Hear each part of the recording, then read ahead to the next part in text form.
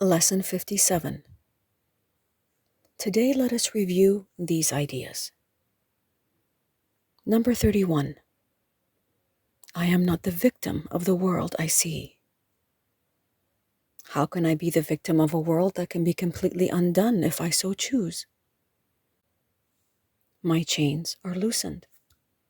I can drop them off merely by desiring to do so. The prison door is open. I can leave simply by walking out. Nothing holds me in this world.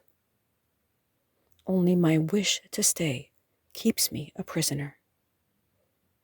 I would give up my insane wishes and walk into the sunlight at last.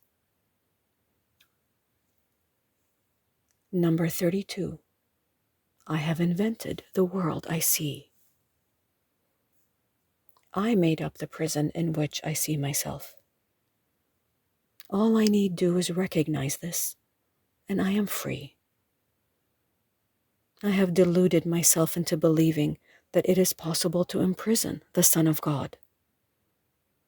I was bitterly mistaken in this belief, which I no longer want. The Son of God must be forever free. He is as God created him, and not what I would make of him. He is where God would have him be, and not where I thought to hold him prisoner. Number 33. There is another way of looking at the world. Since the purpose of the world is not the one I ascribe to it, there must be another way of looking at it. I see everything upside down, and my thoughts are the opposite of truth. I see the world as a prison for God's Son. It must be, then, that the world is really a place where he can be set free.